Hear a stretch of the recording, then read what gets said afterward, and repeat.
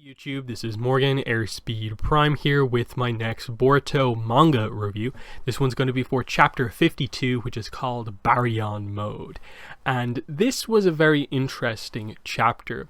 I really like ultimately that the pacing of the chapter was actually quite high, so that by the end it feels like we truly are in sort of like the final stages of this arc. Now I think they're going to fit quite a number of chapters into like these last 10 minutes of Ishiki's life as we sort of learn about here because of what Naruto's power does to him.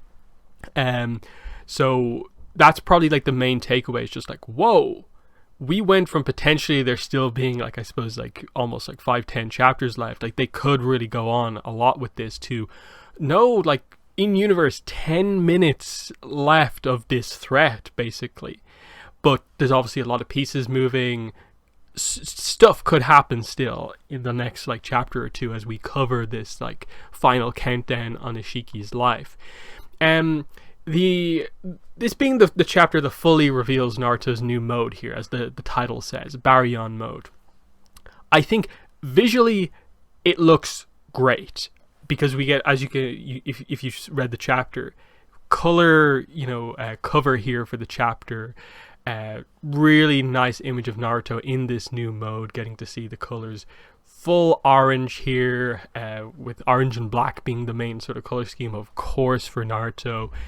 We get to see the full extent of the effect it has on his face, and the kind of like horn style effect that it has going from his eyes up into his hair, and then of course the kind of chakra arms coming out of his cloak. It does look very, very cool. Now, they ultimately explain the nature of this new ability in this chapter.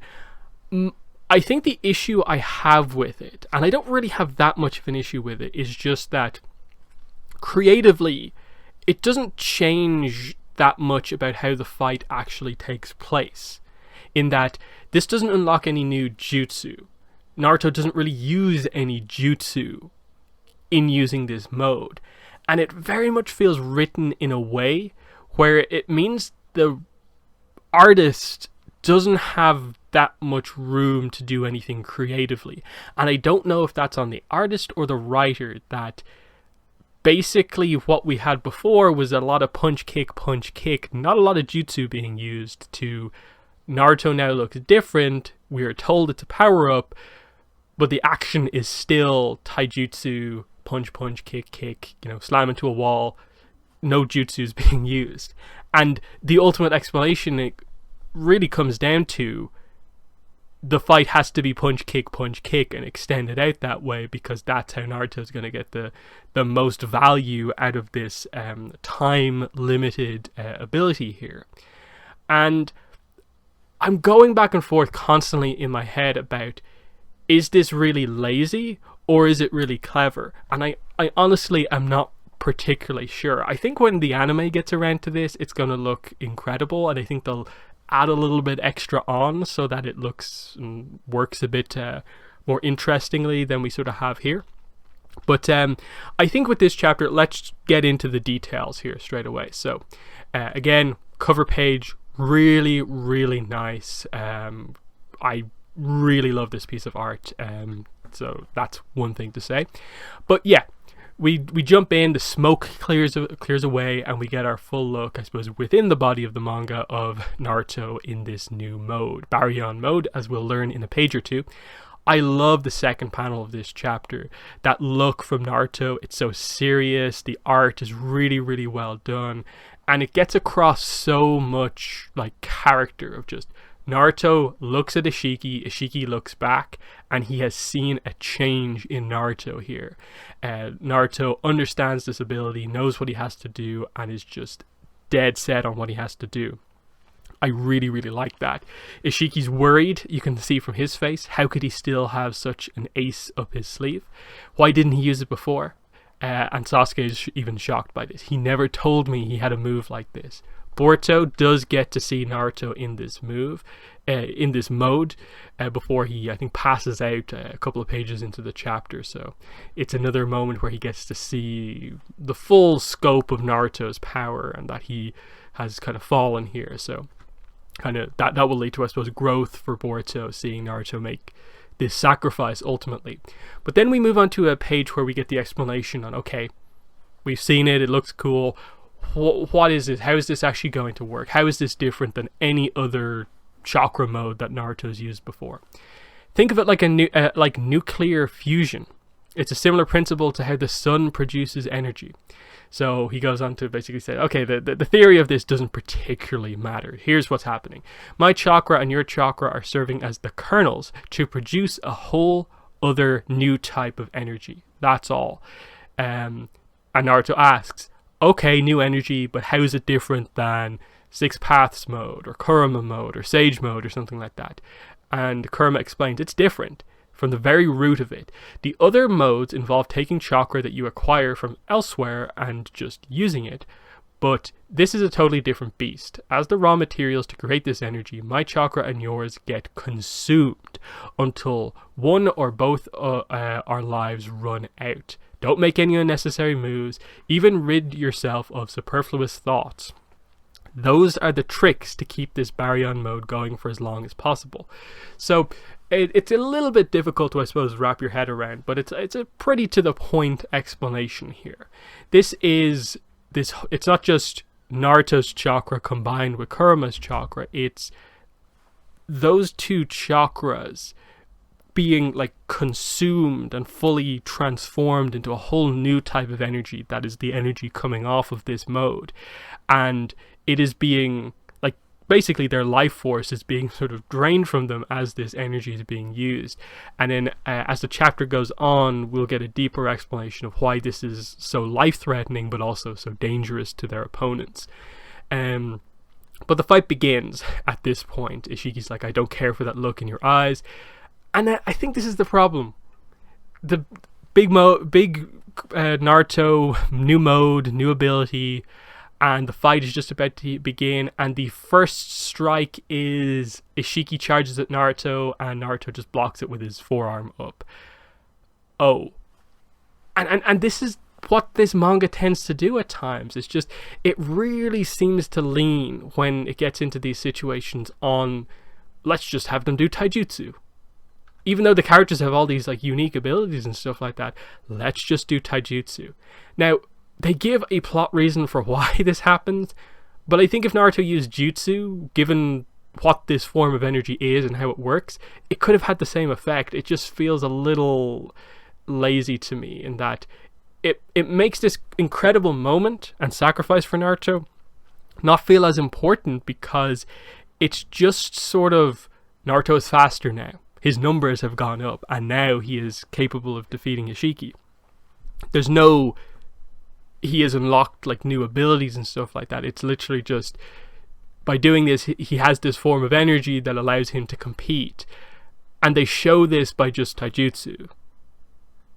And it just, like, as we go through these panels here of the fight, it's just Ishiki lunges in, he lunges in again, Naruto dodges, and it's just like punch, punch, kick, kick. And it's cool because you get to see Naruto land some blows on Ishiki, and Ishiki goes down. He's worried. Sasuke even notes that, unbelievable, Naruto's actually beating him.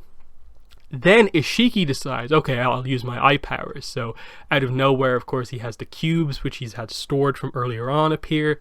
Naruto's actually able to block one of them and hold onto it.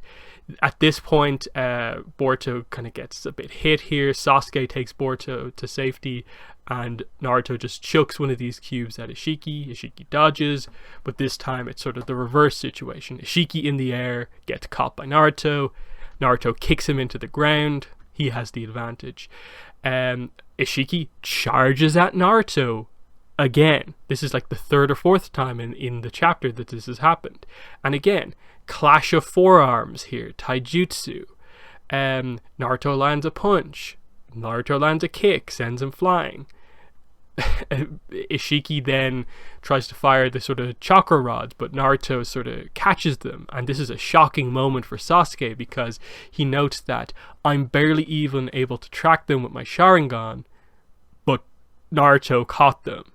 So that's a pretty big moment, and it's just we switch scenes here as Naruto is standing strong.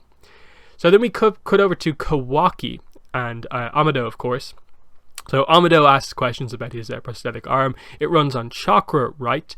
It's usually pretty hard to find a compatible match. You're lucky. And he's informed that it was created for the Lord Seventh use, and it only responds to his chakra, so that this arm that Kawaki has is using Naruto's chakra. We've known that, but for Amado, he's learning this for the first time, and he's like, is there no end to his generosity?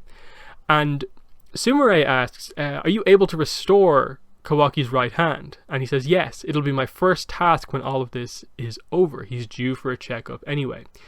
Kawaki then notes about the hand that Lord Seven's chakra is weakening. So we've had Naruto use the first flurry of his ability, but now it's beginning to sort of fade away. We've known that this is on a time limit, that putting Naruto to the next level, there's a strict low time limit on this.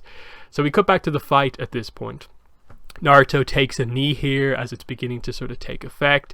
It's noted that his chakra is dropping rapidly, and Boruto gets to see this right as he sort of collapses unconscious. He says, I'm hurt all over, I can't stay awake. And so he collapses. He doesn't see sort of what happens immediately next. So Naruto notes the energy cost is steeper than I expected. It doesn't look like I have much time left. And Ishiki notices this, of course, and realizes, oh, this is a life-shortening sacrificial gamble. Well, looks like you lost your bet. So it looks like this hasn't quite worked. Ishiki is still standing strong. But then all of a sudden, as he goes to move, Ishiki takes a knee, and he's bleeding from his mouth.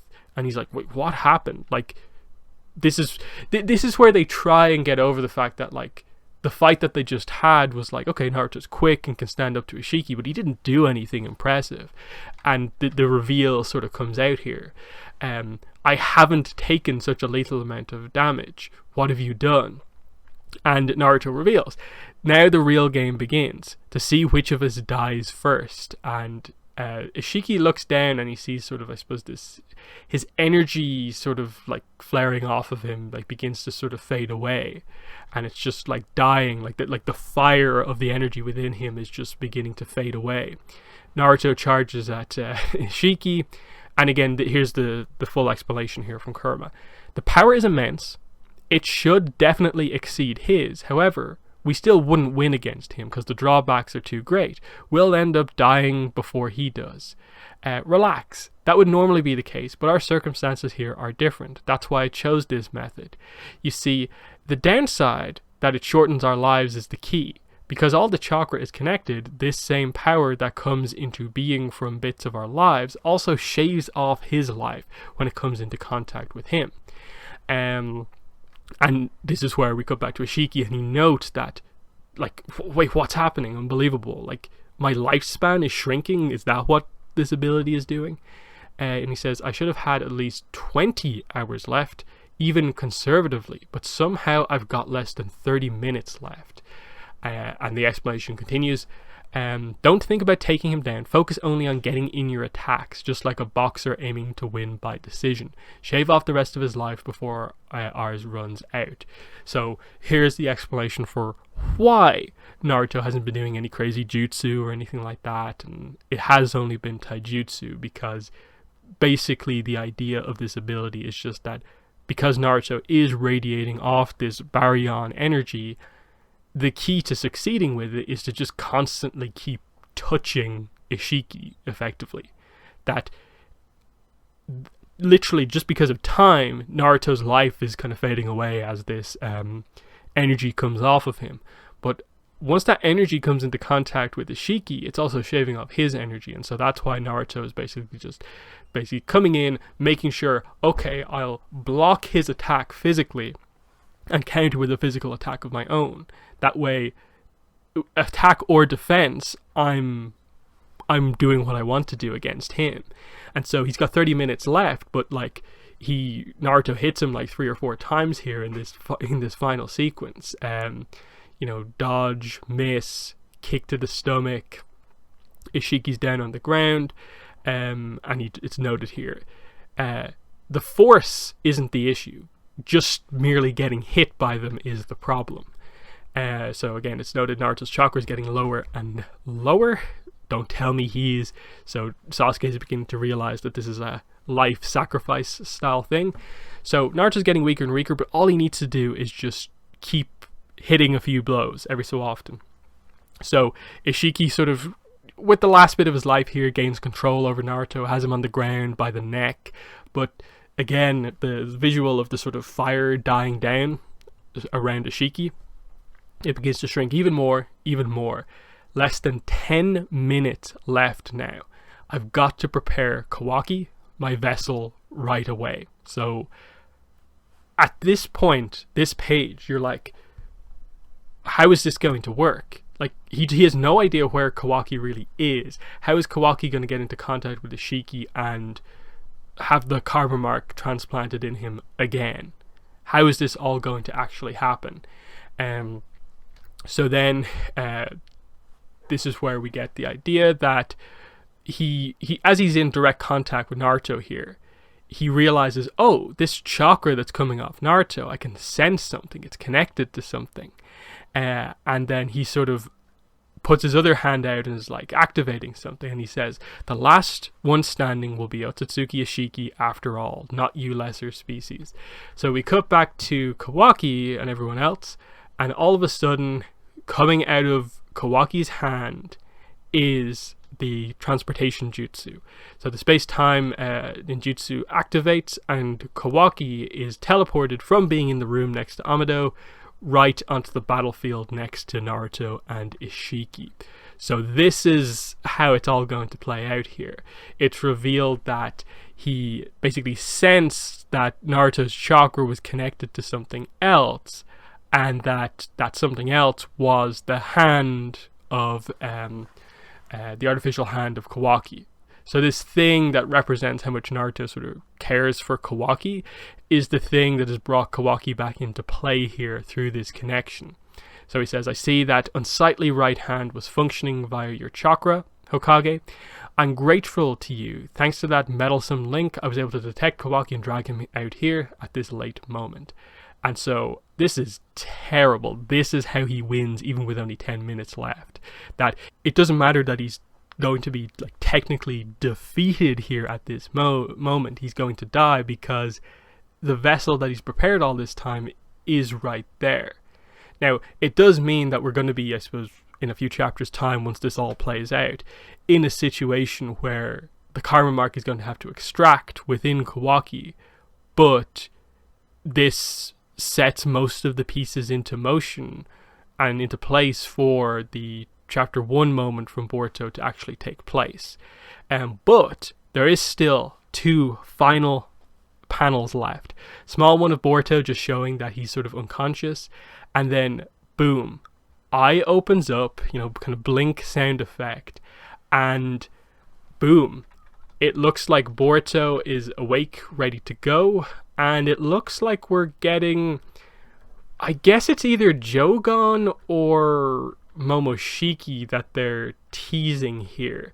Again, because it is a manga, because it's in black and white, it's hard to fully predict what happens. I'd have to take a look back at some of the other chapters to fully connect the dots, but they're clearly showing that like his eyes are like whited out here, meaning that it's not just that Boruto has woken up, he's woken up and it's either Momoshiki or Jogon stuff. I don't think the manga has addressed the Jogon yet, so I'd be very cautious about going into that right now. So this probably is going to be the meeting of the Otsutsukis, and they've been setting this up for quite a while, of course, right as we went into this battle. Again, the Sasuke Boruto conversation before we went in was sort of about this, of realistically this is going to happen. Sasuke, will you be the one to, take me out in this mode if I go into that mode again and I don't have control of myself? So a weakened Ishiki with only 10 minutes left is going to have to get through, I suppose, a Boruto weak on chakra, but Momoshiki will probably have enough to do something of note. And, you know, it's going to be interesting here because we will, I suppose, technically get the interaction of two Ototsukis here. And we know that Momoshiki must be relatively high ranked, given that he came to investigate Kaguya. But I think we know at this point that Ishiki was higher ranked than Kaguya. So these are going to be either similarly ranked or, one's ahead of the other. This could be very interesting to see what gets talked about here, if any conversation happens between them. But it seems like we pretty much know that the karma mark has to be implanted in Kawaki. But this is also going to be Kawaki getting to see Boruto go into this mode again. And I suppose for a lot of the characters, even like Naruto is going to be seeing this happen. And yeah, like the things I suppose that we need to see play out at this point is, okay, so is Boruto at this point going to be the one who, as Momoshiki, technically, kills Ishiki, but he will implant the karma mark in Kawaki before that happens. So for now, the threat of Ishiki Otsutsuki is gone, but it's going to come back because Kawaki is alive and has the karma mark. The question then is going to be, how is Boruto, who is going to be really close to transforming into Momoshiki, going to be defeated? How is he going to be stopped with Naruto pretty much, I suppose, dead? It means that I think Sasuke is going to have to make his move. The other thing then is, what characters will actually die here? Like, is Naruto going to die at this moment? Is Boruto going to die? Is Sasuke going to die? And as everyone I think is now sort of predicting in a way, if someone else dies, is Sasuke going to bring them back to life with the Rinne rebirth technique?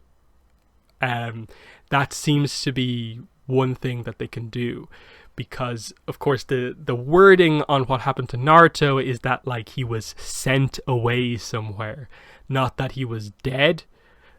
So I don't know the details on that necessarily. It could be, I suppose, Naruto gets trapped in whatever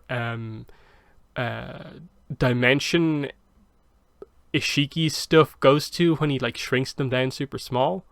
That would be one way to trap Naruto somewhere. And if Sasuke's dead, and Boruto's powers are kind of weird, and Kawaki potentially has to go away, it does leave them without someone able to use space-time ninjutsu. So that's a kind of interesting one, especially if they more go for like the idea that because Ishiki is technically dead and he's like dormant as a karma mark within Kawaki, that dimension is like closed off because the power can't be used until like Kawaki is able to use it.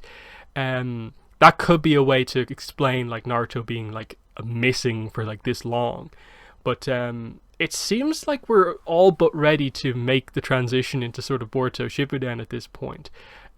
We've obviously got the next chapter with whatever Boruto / Momoshiki is going to do here, and maybe Jogon stuff might come into play.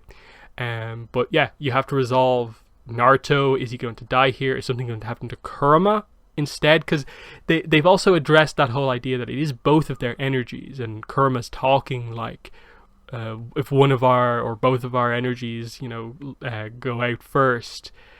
With Kurama, as far as we're aware, it doesn't particularly matter, but potentially the nature of the way that this ability works and the talk of it consuming chakra might be a sort of permanent death style thing for Kurama.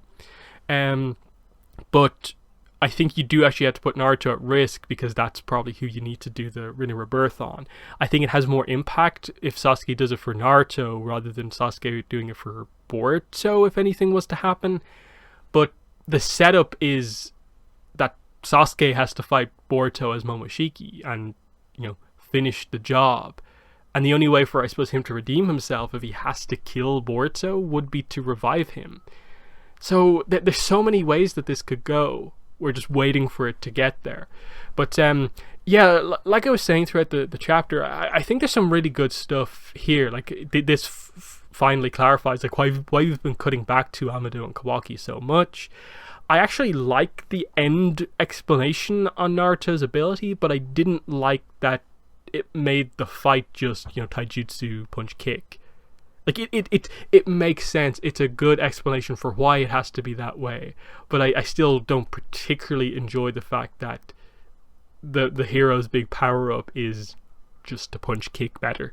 But it'll look better in the anime when we get there, I suppose, is the main thing. But I think that's pretty much everything I want to cover. Obviously, it probably means that we're not touching on any sort of divine tree stuff anytime soon. But the whole secondary stage of the plan, in that, like, once he has his right vessel, he wants to plant a chakra tree and make it work and eat it. How's that all going to work with regards to the other 10 tales that we know about? Some of the details about specifically how it's planted, where he got it from, that sort of stuff. Still feels like we're a while off that sort of stuff happening. But they're my thoughts on the chapter. In the comments, let me know what your thoughts were on Boruto chapter 52. But that has been the video. Thanks for watching, and bye.